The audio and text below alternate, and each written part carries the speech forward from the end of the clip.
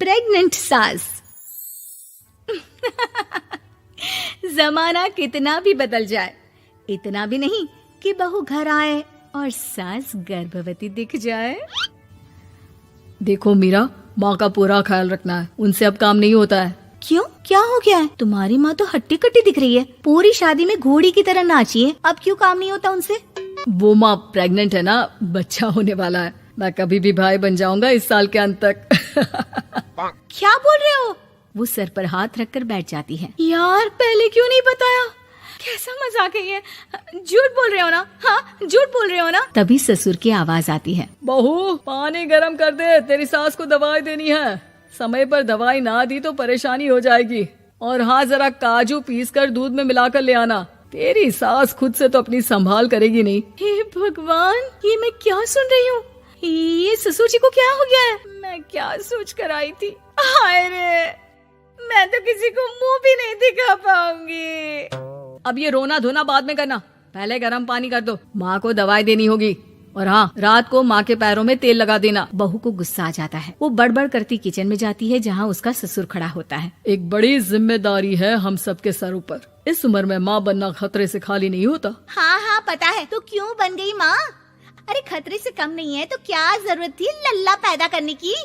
कैसी बात कर रही हो बहू? क्या तुम खुश नहीं कि घर में एक नया मेहमान आएगा, छोटे छोटे पैरों से पूरे घर में घूमेगा? पिताजी, ये हाथ जोड़े आपके, आप यहाँ से जाओ। ये शायरी बाद में बताना, अभी मैं पानी गरम करके थर्मस में दे देती हूँ।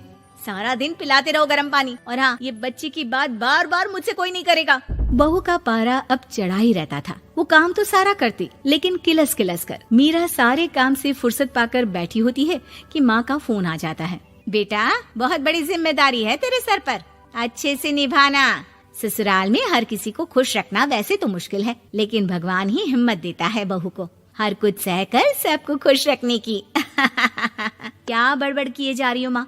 जानती भी हो कि यहाँ क्या चल रहा है?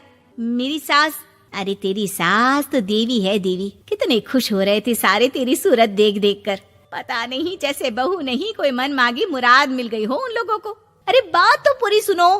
मन मांगी बुरा तो पूरी हुई है। अरे मेरी सास को बच्चा होने वाला है, प्रेग्नेंट है वो। क्या बकवास कर रही है मीरा? ये बात किसी को कहना मत। मुझे तो बता दिया, लेकिन अब अपनी जबान सिल ले। कहाँ है तेरी सास? बात तो करा मेरी। पूछू जरा, पोता पोती खिलाने की उम्र में खुद का बच्चा खिलाने का शौक कहाँ से आ गया? और आया भी तो बताना तो चाहिए था।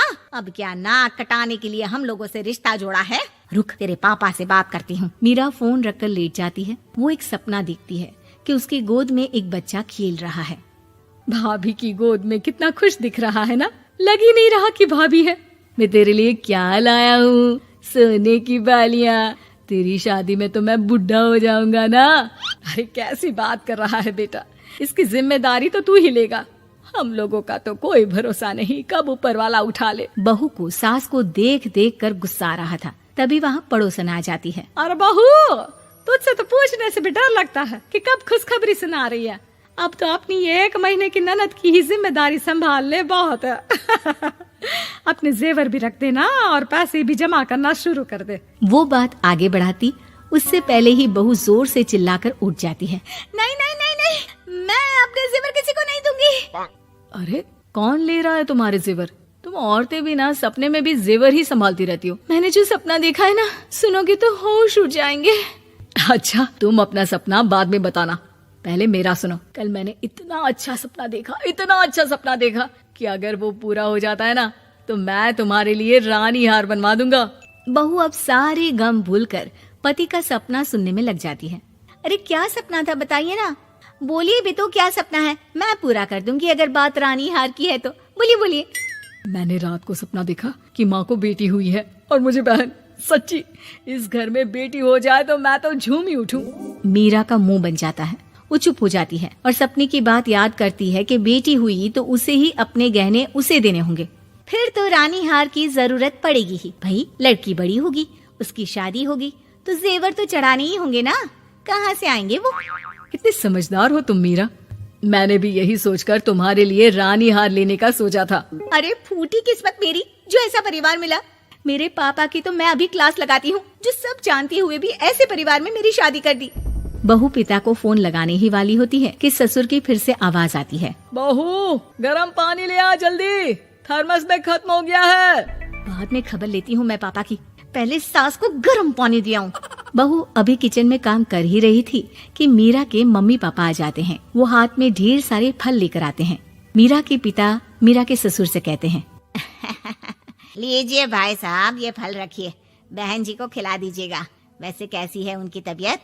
बस पता तो है आपको, ऐसे वक्त में जो होता है बस वही सब।